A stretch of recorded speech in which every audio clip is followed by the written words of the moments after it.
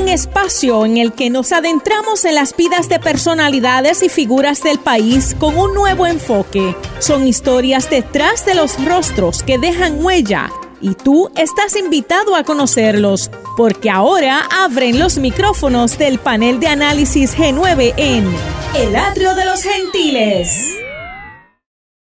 Buenas tardes y bienvenidos una vez más a tu programa favorito. Aquí llegamos un martes más, El Atrio de los Gentiles, que se transmite todos los martes a las 3 de la tarde y por todas las plataformas de la Pontificia Universidad Católica de Puerto Rico.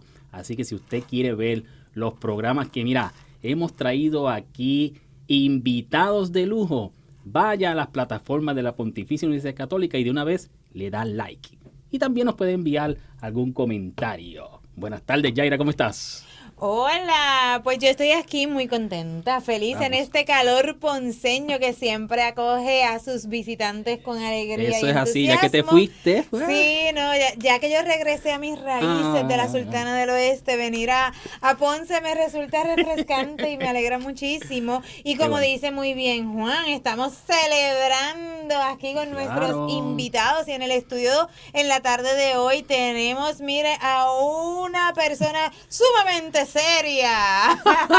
Es una persona que transmite alegría con su sola mirada y estamos hablando del querido reverendo diácono Gilberto Martínez, natural evidentemente de Mayagüez, porque es que la gente buena de Mayagüez se resalta. Gilberto es un joven de 70 años y yo sé que a él le gustó que dijera eso. Casado con Ernestina Morales, y quiero que ustedes sepan que yo después de casi 30 años, ahora es que me acabo de enterar que Cuchi se llama Ernestina Morales, padre de 4 hermosos hijos, 3 fantásticos nietos, pero lo que tú no sabías es que tiene 2 bisnietos. Solo lo dijo. Tan joven y bisabuelo. Fue ordenado diácono por su santidad reverendísimo Ulises Casiano Vargas el 13 de abril del 2007. Miembro profeso de la familia dominica u orden de predicadores, y es un hombre nacido y criado en Mayagüez, ¿verdad, Gilberto? Egresado de la Universidad de Puerto Rico en el recinto de Mayagüez y consta con un máster en Derecho Canónico de la Pontificia Universidad de Salamanca. Así que en el Atrio de los Gentiles, en la tarde de hoy, le damos la más calurosa bienvenida a Gilberto Martínez aquí a los micrófonos de nuestro programa. Buenas tardes y gracias por tenerme aquí en esta tarde.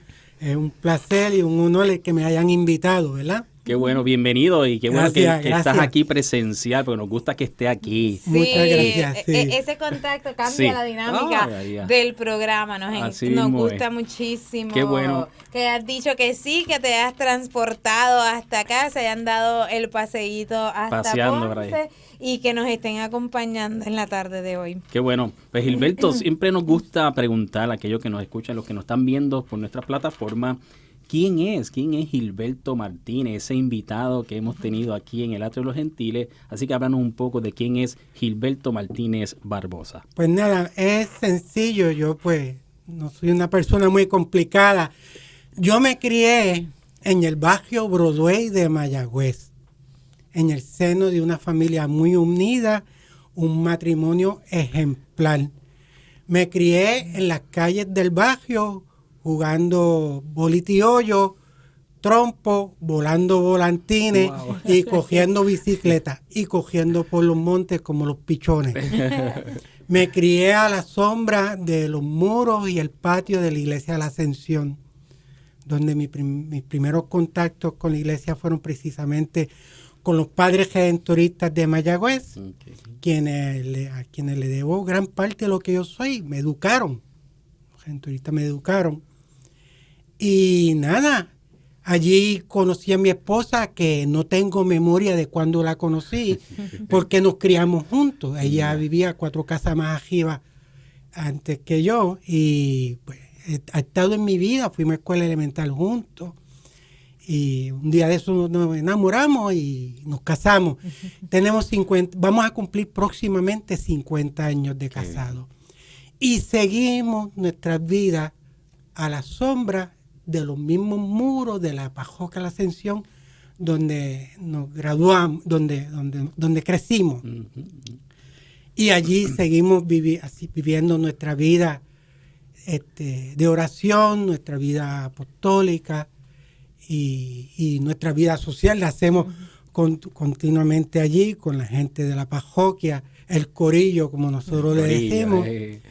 Y nada, allí a la orden siempre me van a encontrar. Wow. Un amor de toda la vida.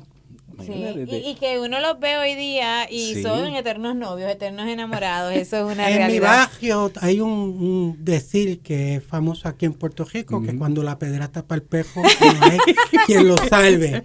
No hay gato que se le espante. No, exacto. Pues y esta unión de mi esposa y yo, pues estaba como que predestinada desde la eternidad. Claro, Amén. claro. Por eso que tengo que aguantar.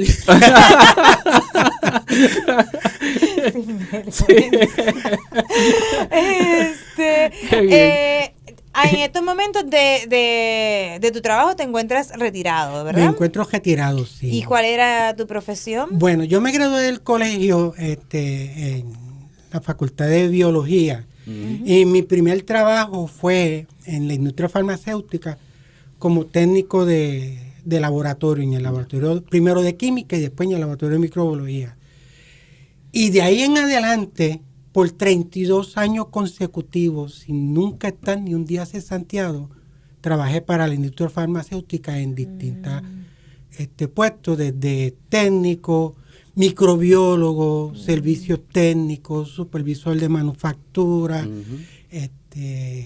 supervisor de recibo de materiales, distribución de productos terminados, analista de inventario, ustedes nómbrenlo. Yo, pues, en 32 años...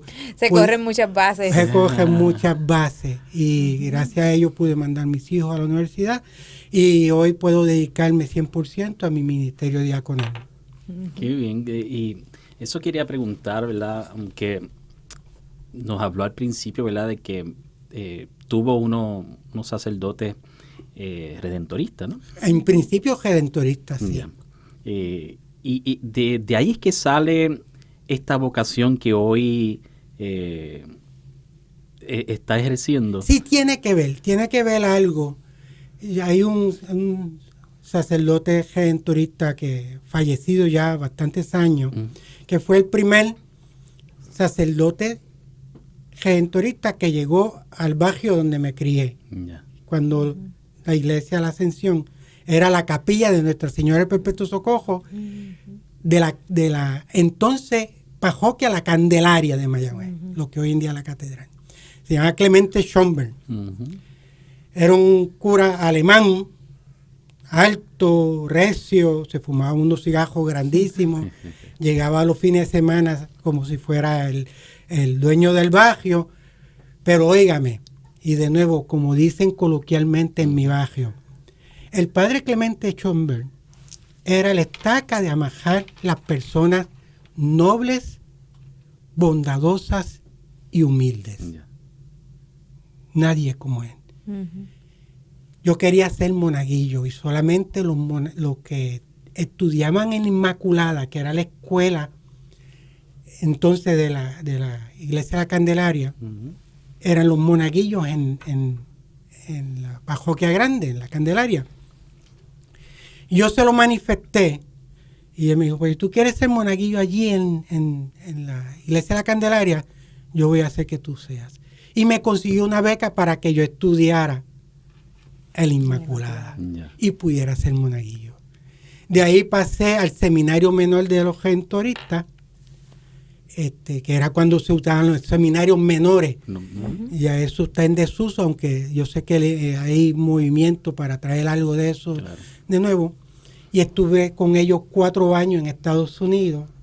Decidí en mi juventud que no quería ser sacerdote. Regresé, estaba esperándome quien es mi esposa ahora para pescarme.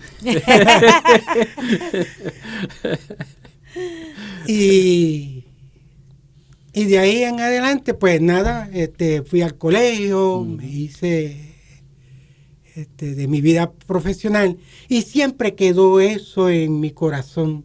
Claro. Yo siempre pensé que por mi inmadurez no había logrado ser sacerdote, pero no era eso, era que Dios tenía reservado para mí lo que yo tengo hoy. Claro. Primero, un matrimonio hermoso, una familia hermosa y un ministerio regalo de Dios extraordinario. Porque estos son cosas que uno no se merece, ¿no?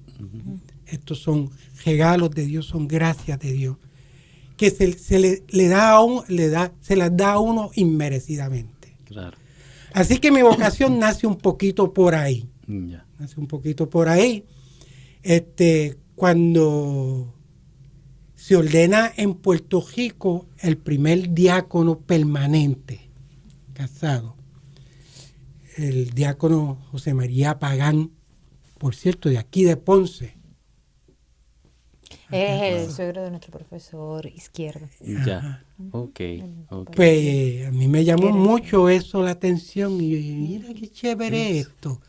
Quizá en algún momento yo podría irme por ahí, y seguía la trayectoria del diácono Pagán, Claro. de feliz memoria, que en paz descanse. Su tumba está en el santuario de Shontak, en Cabo Rojo. Ok. Muy comprometido con el movimiento. De Muy Schoenstatt. comprometido con el movimiento de Schoenstatt. Pues yo seguía su trayectoria. Claro. En un momento dado, siendo Monseñor Ulises Casiano, obispo de Mayagüez, le manifesté mi interés. Y él me dijo, no te preocupes que eso vendrá. Ajá. Y como tantas cosas en la iglesia, que a nosotros nos causa impaciencia, pero yo creo que es simplemente en el tiempo de Dios. Pasaron años y años y años antes que se diera. Pero en el tiempo de Dios, precisamente, que yo creo que lo hace para probar a uno, cuán consistente uno puede ser, llegó el momento en que sí, se instauró entonces el programa en Mayagüez, y yo estuve en la primera clase. Y precisamente este próximo sábado, 17 de abril, yo cumplo, junto con otros 14 diáconos, 17 años de ordenado. Wow. Para gloria de Dios. Qué rápido pasa el tiempo, Sí. ¿verdad? Porque ahora que tú lo estás diciendo, yo hago la retrospectiva y digo, diantre, ya son 17 años. 17 años, y para mí fue ayer que algunas veces suceden cosas en mi ministerio que yo me siento como medio poquito preparado, sin experiencia, medio neófito todavía. Pero nada, todo es ponerlo en manos de Dios, porque al final del día no es uno, la obra es de Él. Es así, es así. Es la obra de Él. Yo creo que cuando uno va creciendo, ¿verdad?, dentro de la iglesia, era como hablando, ¿verdad?, de esos muros, ¿no? Uno va viendo, y lo digo, ¿verdad?, como joven que fui, y mirando estos servidores del altar, que en algún momento hay un llamado, ¿no? O uno siente ese llamado, ¿no? Pero como bien dice, es un regalo de Dios, y cuando llegue, es el tiempo, ¿no? Cuando llegue. Y me pregunto, pues, ¿cuál es la preparación de un diácono o esos requisitos para estar en este servicio, ¿verdad?, a la iglesia? Hay que distinguir que hay, en cierto sentido, dos tipos de diáconos. El primer, Vamos a cortar un momento. ¿Qué es lo que está sonando? Ah. Yo dije- Mala mía. yo pensé que era yo. Déjame ponerlo.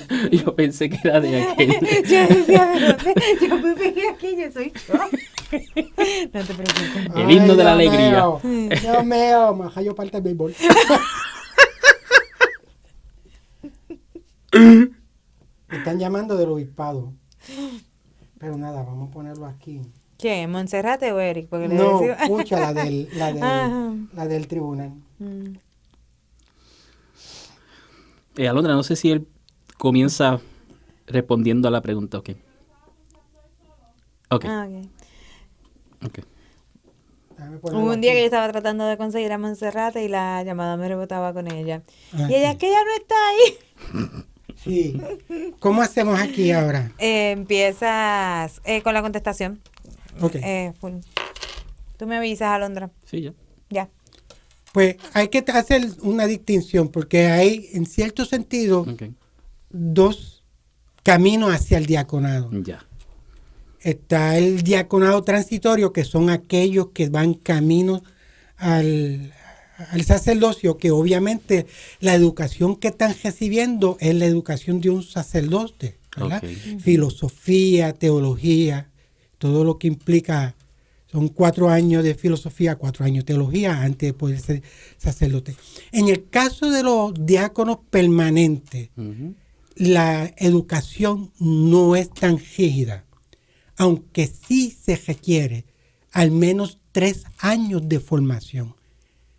El modo y manera en que esa formación va a estar dada, la decide el obispo, ayudado con unas directrices ya provistas déjeme ver si me acuerdo, la Congregación para la Educación. Ok. Ok. Esa congregación de la Santa Sede da unas directrices y el obispo, guiado por esas directrices, decide cómo ha de ser esa educación a lo que van encaminados hacia el diaconado permanente. Ok. Ciertamente no puede ser menos de 3 años. Ya. En el caso de nosotros, y por lo que yo he visto en otras diócesis, el tiempo típico es de 5 años. Ya. Y obviamente no es tan rigurosa como en un sacerdote, porque al diaconado permanente se admiten personas que inclusive no tienen estudio universitario. Basta con que tenga escuela superior para poder acceder a la formación diaconal. Ok. Obviamente siempre se motiva, se insta, se recomienda encarecidamente que la persona que esté aspirando al diaconado permanente y una vez sea ordenado, continúe su formación hasta el día que Dios lo llame, como debe ser en el caso de todos nosotros. Nunca terminaremos terminaremos nosotros de aprender lo que lo que Dios tiene que decirnos a nosotros a través de la Sagrada Escritura y a través de la tradición tan rica de la Iglesia. Así mismo Sí, es. sí. Hablamos del diaconado permanente y pues nos gustaría así abundar un poquito de qué persona, en este caso, qué hombre puede formar o puede instruirse, entrar a esos estudios de preparación para convertirse en diácono permanente, porque pues sabemos que deben haber unos requisitos. Pues miren, yo traje algo aquí porque la base de todo esto está precisamente en el Evangelio. Si uno busca la primera carta a Timoteo, la primera carta de Timoteo da una descripción extraordinaria de lo que se espera de cualquier persona que quiera ser diácono. ¿Qué atributo, qué actitudes, qué forma de vida debe adornar la vida de la persona que quiere ser diácono permanente? Ojo, yo digo que lo que dice aquí Timoteo nos aplica a todos. todo, Querramos ser diáconos o querramos simplemente ser hombres casados, profesionales, lo que sea. Dice Timoteo: asimismo, los diáconos sean hombres respetables de una sola palabra, no dados a la bebida ni a ganancias deshonestas. Han de conservar con conciencia limpia el misterio de la fe. También ellos han de ser probados primero y si resultan irreprochables, ejercerán su ministerio.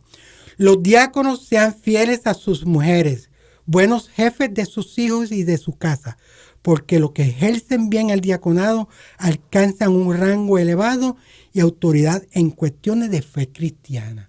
Así que el que quiere ser diácono permanente, primero tiene que asegurarse de tener una vida familiar genuina y un matrimonio genuino. fundamentado en el amor a Dios, porque nosotros los diáconos permanentes que estamos casados tenemos que entender que antes del diaconado permanente está nuestro matrimonio. Claro. Y que nuestro diaconado, nuestro ministerio diaconal, no tiene sentido sin un matrimonio sólido. De hecho, nuestro primer servicio diaconal está con nuestra familia. Claro. Y un diácono que descuida a su familia para atender su diaconado está haciéndole un flaco servicio al ministerio, a su familia y a la iglesia. Qué bien. Qué bien. Yo creo que esa es una excelente manera para redondear este primer segmento en la tarde de hoy en el Atrio de los Gentiles, aquí en esta conversación tan amena y educativa con el diácono Gilberto Martínez de la Parroquia La Ascensión de la Diócesis de Mayagüez, aquí instruyéndonos como él sabe hacerlo, con mucha ternura y con el don de la palabra que lo caracteriza. Así que no se mueva nadie, que regresamos en breve, porque el diácono Gilberto Martínez tiene unas funciones muy particulares en la diócesis de Mayagüez, básicamente en lo que es el Tribunal de la Iglesia, trabajando con la Comisión para la Prevención de Abuso a Menores en la Iglesia Católica por parte de la Conferencia Episcopal Puertorriqueña. Así que regresamos en breve para dialogar un poquito sobre esas tareas que realiza dentro de la diócesis y Puerto Rico entero. No se mueva nadie, regresamos en breve. El Atrio de los Gentiles. Y regresamos a los micrófonos del Atrio de los Gentiles y esta tarde estamos conversando e instruyéndonos con el diácono permanente Gilberto Martínez Barbosa de la diócesis de Mayagüez. Oye, y qué bien, yo creo que todos nuestros programas han sido así, educativos. Yo creo que la gente se sienta a orientarse y a escucharnos. Y a conocer cosas que a veces nosotros hemos creado unos constructos mentales, unas ideas que pensábamos que eran de una manera y hemos descubierto a través de los invitados del programa lo que realmente significa cada una de estas cosas, cuáles son sus tareas, sus funciones en la iglesia, aparte de su contribución a la sociedad en el día a día. A veces pensamos en el diácono como ese sustituto que cubre al cura. Correcto, cuando el cura no está. Yo en la juventud decía, ese es el ayudante del cura, del sacerdote. Era como el monaguillo más grande. Y según hemos ido creciendo y adquiriendo más formación, más conocimiento, nos hemos dado cuenta de que son muchas las responsabilidades que tienen especialmente los diáconos permanentes, que es una población del clero, porque forman parte del clero de nuestra iglesia, que ha ido creciendo y han ido cubriendo pues unas necesidades de nuestra comunidad cristiana, católica, aquí en Puerto Rico y en el mundo entero. A mí me gustaría conocer, ya sabemos cuál es la preparación, cómo deben estar, cuántos años de estudio y cuáles son esas características que se buscan de una persona que aspira a ser diácono permanente y posteriormente se ordena como tal. Pero cuáles son esas responsabilidades que tiene un diácono y hasta dónde alcanzan sus facultades. Pues mira, el ministerio diaconal se fundamenta en tres patas, podríamos decir, que definen qué hace un diácono. Y es el servicio de la mesa, el servicio de la palabra y el servicio de la caridad. El servicio a la mesa es el servicio litúrgico. Ayudamos en la misa, ayudamos con el libro, leemos el evangelio, podemos bautizar, podemos bendecir los matrimonios, podemos presidir responsos fúnebres, podemos bendecir y ejercerlo, hacer bendiciones de distintas cosas y así sucesivamente. Está también el servicio de la palabra. Estamos llamados, como lo está todo el mundo, a predicar el evangelio con nuestro ejemplo, con nuestras vidas. Pero además de eso, el diácono puede decir la homilía, está llamado a enseñar, está llamado en todo sitio a predicar el evangelio, que nosotros, como personas casadas que muchas veces también trabajamos, pues estamos privilegiados en ese sentido, que podemos en nuestros lugares de trabajo y donde nos desempeñamos civilmente, predicar el evangelio. Así que en ese sentido se da el ministerio de la palabra. Pero habiendo dicho estas dos cosas, el mayor, el principal, el que le da la razón de ser a nuestro ministerio es el de la diaconía de la caridad. La caridad. Porque los diáconos, y podríamos hacer referencia al capítulo 6 del libro de los Hechos, ¿no? Cuando los apóstoles, que se vieron pues ahogados de muchos trabajos y ya no le daba tiempo de predicar y de enseñar, y tenían problemas con las viudas, que no había quien las atendiera, decidieron escoger 7 personas idóneas para que se ocuparan de las viudas que no eran atendidas. Así que tal como es la virtud de la fe, esperanza de la caridad, que San Pablo dice, pero la mayor de ellas es la caridad. En el caso de nosotros, el servicio a la mesa, el servicio a la palabra, el servicio a la caridad, es el servicio a la caridad la principal. Lo otro adquiere su importancia y su relevancia en la medida en que el servicio a la caridad sea primero y sea lo que guíe nuestro ministerio, sea lo que nos motive, sea el distintivo entre la gente, entre el pueblo santo de Dios, de la diaconía de Cristo. Porque eso es otra cosa. Aquí no se trata de Gilberto Martínez, ni del diácono tal, ni nada de esas cosas. Es que se supone que a través de mi ministerio diaconal yo haga presente en la comunidad, se haga presente la diaconía de Cristo. Cristo servidor. De la misma manera que el sacerdote actúa en persona de Cristo, en la Eucaristía, en la administración de los sacramentos, nosotros estamos en persona de Cristo, pero en orden al servicio, de forma tal que la gente no me vea a mí, sino que vea a Jesucristo. Eso es un reto para uno, porque pues, no es fácil. No es fácil porque la responsabilidad es grande. Ahorita Yaira me decía con una sonrisa así bien grande, reverendo diácono, a mí no me gusta mi gente, me queda grande. Porque en mi lucha constante es el que no me vean a mí, que lo que vean sea a Cristo servidor. Claro. Y yo creo que un reto mayor, ¿verdad? Como dice él, porque tiene también la familia, ¿no?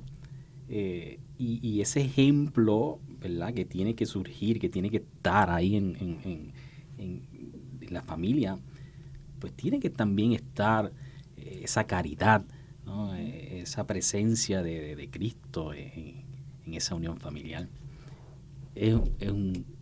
¿Ha visto retos en esa función del diaconado conjunto a la familia que tiene? Mi esposa me ayuda un montón, continuamente. Sin el concurso y la participación de la esposa, no hay manera. Claro. No hay manera. Por eso es que cuando uno va a ser diácono, uno necesita el permiso de la esposa. Paréntesis, yo tengo que pedir un permiso para todo en casa. No es solamente para ser diácono. No. necesita la autorización de la esposa. Claro. La esposa tiene que estar de acuerdo. Y en el transcurso de la formación se le pregunta varias veces. Se le pregunta cuando uno va a entrar al programa, y antes de la ordenación se le pregunta también y se le entrevista. Tiene que haber la participación, pues no hay manera de ejercer el ministerio sin la participación, el concurso, quien anime a uno, quien ayuda a uno. Ella hace un sacrificio enorme. La esposa de uno hace un sacrificio enorme, porque los ratos que uno pudiera estar en la casa, pues a veces uno tiene que estar en la iglesia haciendo ese tipo de cosas. No, imagina esta etapa en la que ya tú estás retirado, que se tenía tal vez unos planes de vida que se alteran también. Se alteran porque se alteran. Sí. Pero nuevamente, no obstante esto, el diácono tiene que entender, de la misma manera que lo tiene que entender su esposa, que entre el diaconado y el matrimonio es primero.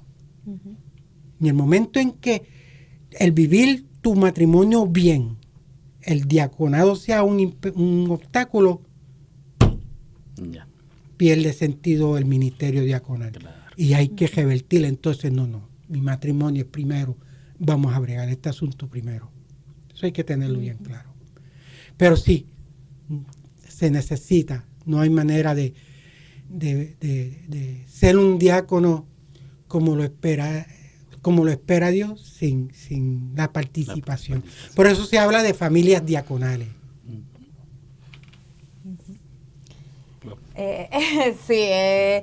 Yo creo que durante toda esta conversación sí hay unas características que se pueden resaltar de Gilberto, es esa humildad y sinceridad con la que habla, así que se lo agradecemos muchísimo.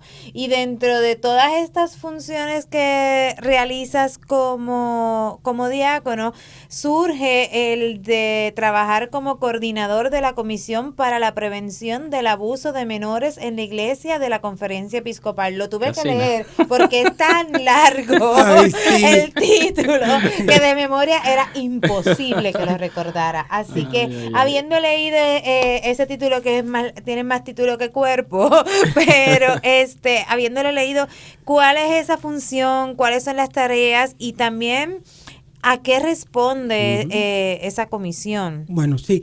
Para empezar, a mí me cogen para el puesto, y esto es reciente, de hecho.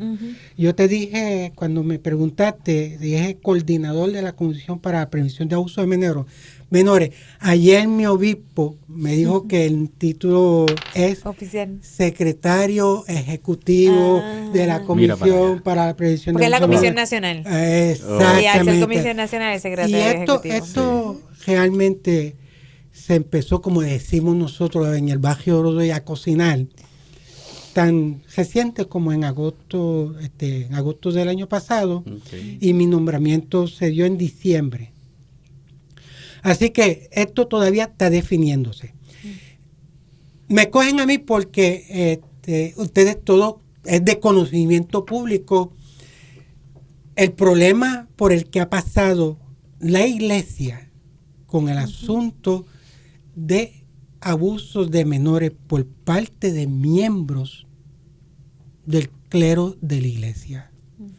Y eso es un problema que ya viene desde hace 20, 25 años atrás, por lo menos.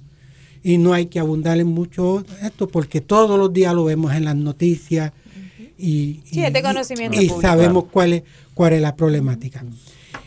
Desde entonces, ya van 3 papas, San Juan Pablo II, Benedicto XVI y ahora Francisco, que han estado haciendo esfuerzos enormes para atacar ese problema de forma tal que no vuelva a suceder una situación como esa en la iglesia.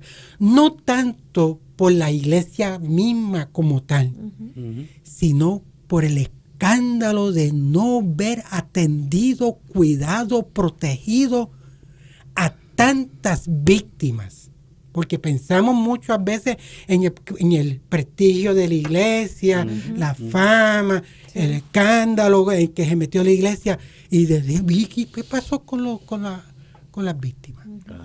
Así que aquí lo que prima es la protección, la atención a las víctimas y que no vuelva a haber una víctima más. La diócesis de Mayagüez desde el 2014 tiene un programa instituido por Monseñor Álvaro Cojada del Río para que a través de la educación y de un programa de vigilancia prevenir que en la diócesis de Mayagüez vuelvan a suceder casos de abuso sexual de menores que la diócesis ha tenido, no tenemos por qué taparlo tampoco, lo ha tenido también con consecuencias dolorosas para la diócesis. Y yo he estado frente a ese programa, dirigiendo el programa desde entonces. Okay. Todas las demás diócesis también a través de estos últimos años han hecho esfuerzos significativos también para tener sus programas en su sitio. Unas están más adelantadas que otras, pero todas están encaminadas a tener sus propios programas para la prevención de abuso de menores en sus diócesis.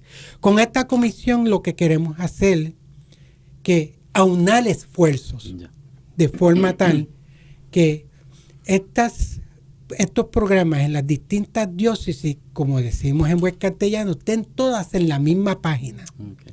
Nos ayudemos mutuamente, seamos consistentes y nos nutramos de la experiencia de cada una de las diócesis al implementar y llevar y ejecutar sus programas de prevención en cada diócesis. Okay.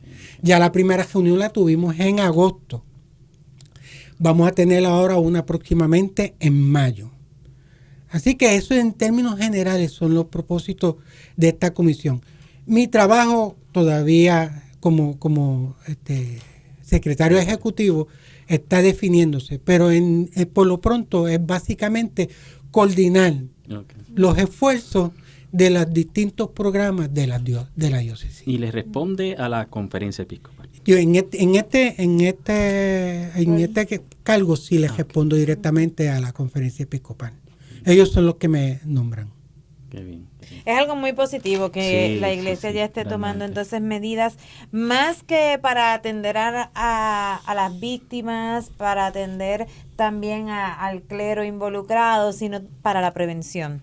Yo Mira. pienso que seguir apagando fuegos es algo pues que sí hacía falta en el momento, pero ya que hemos llegado a un espacio de conciencia colectiva, pues entonces trabajar la prevención para que, como tú dices, deje de suceder completamente y se erradique. Qué bien. Eso me parece. ¿Y qué otras funciones entonces tiene como diácono en la diócesis de Mayagüez?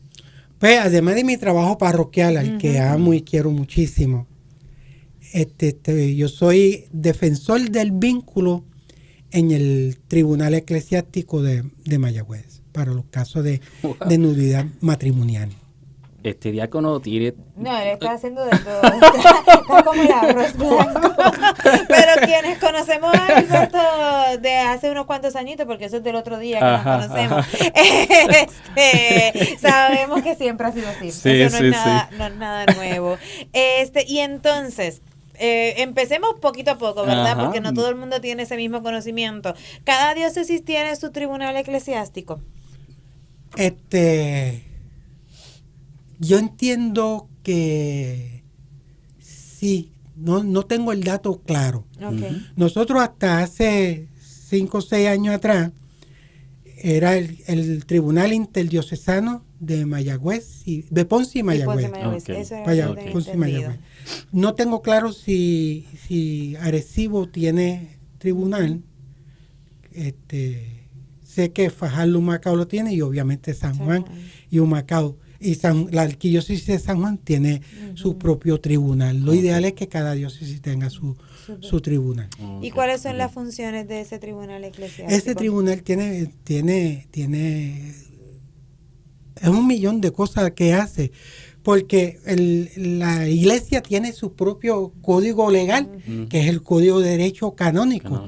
Ahí se tratan de todo, desde cómo se administran los sacramentos, cómo se educan a los sacerdotes, cómo se trata el patrimonio de la iglesia, cómo se tratan los asuntos penales de la iglesia, los castigos y las sanciones penales cuando no se cumplen con las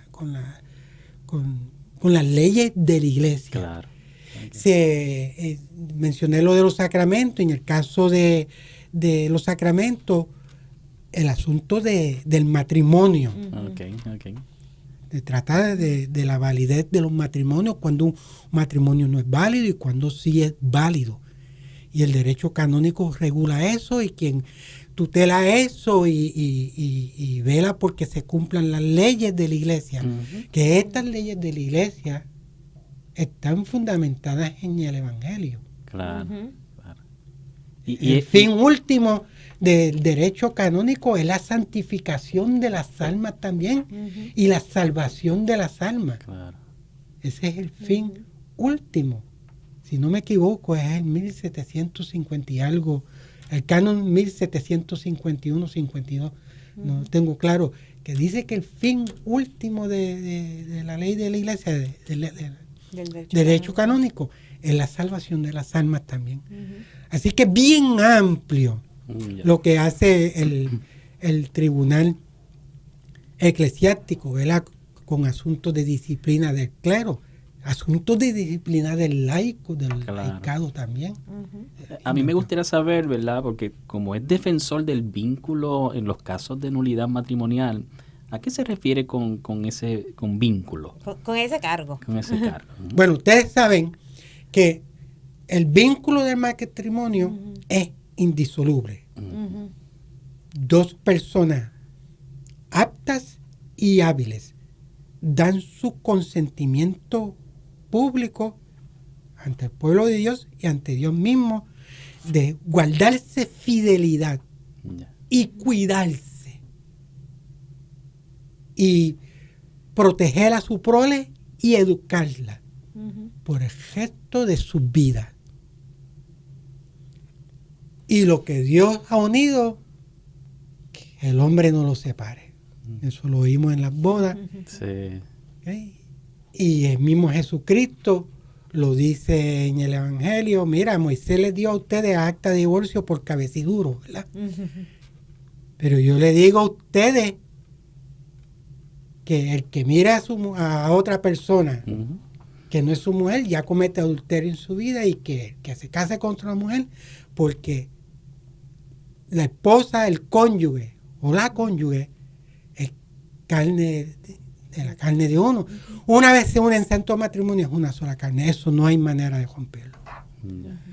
El defensor del vínculo, en los casos de nulidad matrimonial, y ya mismo le explico lo que es nulidad matrimonial, está llamado a, en todo caso que ve el tribunal, defender en todo lo que sea razonable el vínculo. Así que si fuéramos a hacer la analogía, tú eres como el fiscal. Yo soy como un fiscal. Como un fiscal. Yo voy a defender siempre el vínculo, siempre que eso sea razonable. Un caso de nulidad matrimonial, lo que trata de probar es que estas dos personas que vienen ante el tribunal, de las cuales una de ellas presenta una demanda, alegando mi matrimonio no fue válido y expone la razón, es eso. Se trata de probar que en principio, en el día que se dieron aquellos votos, fueron al altar a casarse ante el cura y ante la comunidad, el consentimiento por alguna razón estaba viciado. Y hay una serie de causales, hay una serie de situaciones que las da el derecho canónico,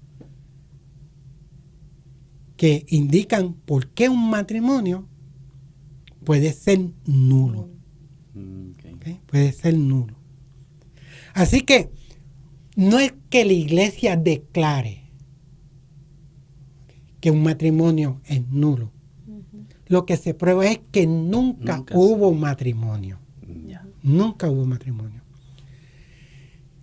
A mí me gusta decirle a las personas que cuando hablamos de este tipo de cosas, yo siempre hago la salvedad, porque en la mente de muchas personas dicen, pero ¿por qué la iglesia no acaba de admitir que un proceso de nulidad es lo mismo que un proceso de divorcio? No, no es lo mismo que un proceso de divorcio. Un proceso de divorcio rompe algo que en su momento fue legal y existió un vínculo legal que existió, y por la razón que sea, lo rompen. Es el divorcio. ¿Ok? Los tribunales eclesiásticos no son cortes de divorcio. El tribunal está llamado a proteger la institución sagrada del matrimonio. La protege. ¿Cómo la protege? Pues la protege primero descubriendo aquello que dice que fue, pero en realidad no fue, no era.